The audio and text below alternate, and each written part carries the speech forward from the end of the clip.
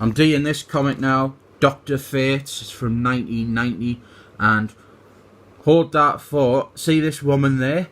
That is Dr. Fates. That's right, female doctor in 1990. How ahead of its time is this?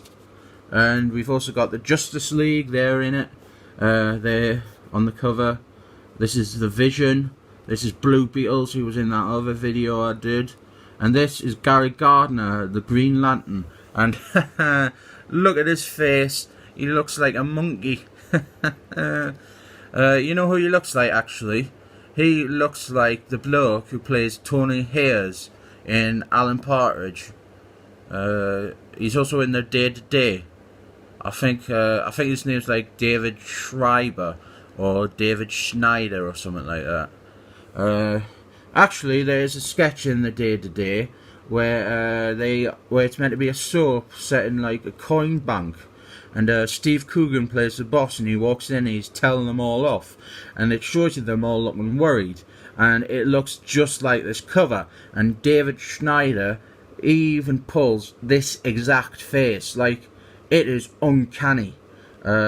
Actually, I will link to the sketch down below so you can watch it and then see how accurate a comparison this is. This is a good comic though. We open up and we're in India, and I got really excited here. I thought finally we're going to have a comic that isn't all about the White Devil. But unfortunately, no Indians in it, so fake news, fake news. This is the baddie. You'll of course recognise him as the Grinch, except this time, instead of trying to cancel Christmas, he is going to cancel God. What his plan is, it's mental. He's gone to India and he wants to dig up Jesus' grave, and he's going to use Jesus' skeleton to fight God. It's a stupid plan because by this point, like, Jesus has been buried for centuries. Like, there's like, even if you take into account all of Jesus' magic powers and that, like, at no point in the Bible does it say one of his powers is that his skeleton will endure for thousands of years and be usable in a fight against God. Like, it'll have just rotted, mate. You're wasting your time. Then we cut to the Justice League, who are going to try and fight the Grinch, and this is the team here. And I must say, it is a very progressive lineup. We have Blue Beetles, White Male, Gary Gardner, Green Lantern, White Male. But this is where it picks up. Warwick Davis, Little Person, The Vision, Green Person, Danny DeVito, Little Person, Polaris, Woman, Gwen Stefani, Androgynous Woman. And like, this is a team in 1990 and it has 2 little people on it. That is amazing.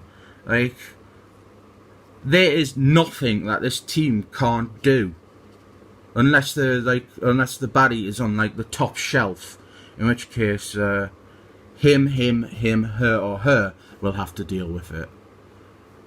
Oh, by the way, this is 2018 right now, and I call these little people because that is the politically correct term for them.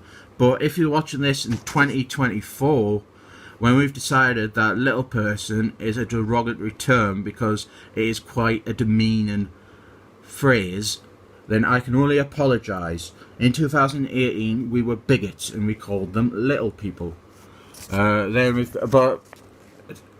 the thing is, right, this comic's even worse because look, it says midget. You can't even say that anymore, or just wrong that. Then there's this bit, Gary Gardner, Green Lantern goes, I'm out of here. And the Vision's like, sit down, Gardner, this instant, or I swear you'll what? I'll call Batman. And there's some more back and forth joking. There's a lot of joking going on here. And then Dr. Fates shows up. Then we cut to India, and we have got the Grinch. He is torturing this old man, and it's all tense and serious, which is really jarring because the scene just before was really like jokey and stuff. And then what he does is he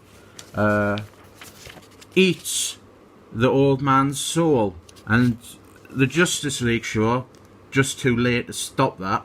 And what's stupid is, right, we saw them before, but now there's loads of people that weren't in the scene before. So we've got War Machine there, we have got Albino Man there, we've got Miss Marvel, and this is Captain Adamant. And what's also annoying is they have not invited the two little people along. They've just left Danny DeVito and Warwick Davis at home. Bullies. And then what happens is the Grinch transforms into a tree and he eats Gary Gardner. I mean, comics are mental. And then they're all fighting a tree, but the tree keeps eating people. And then Warwick Davis does show up, and him and Blue Beetles do a dance, but they get ate as well. And then the ones that haven't been ate by a tree, they run back to the ship, but on all the telescreens it's the Grinch, and he's like singing songs at them about Christmas. And then they all get ate, and the Grinch goes. He captures Dr. Fate, and he goes to meet God. And as you can see, we don't see what happens. But then he comes out after speaking to God, and he is blind. That is what God is. He blinds people.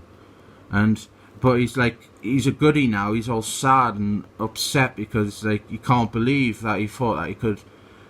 He's seen the inside of the universe. He's seen God. He's like, his mind is blown, and he's also blind. And then they've got this really deep dialogue here where he says, "How blind I was before, how utterly blind, and how much I see now that he's taken my sight from me."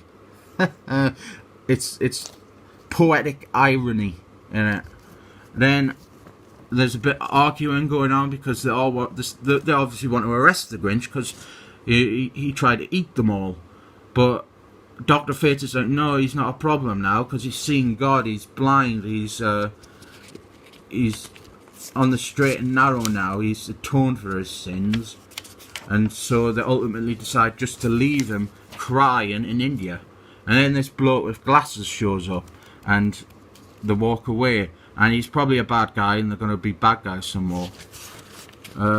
This comic, oh look, it's an advert for Tango and Cash. Sylvester Stallone and Kurt Russell, two of LA's top rival cops, are going to have to work together, even if it kills them. So let's go to the cinema to see that.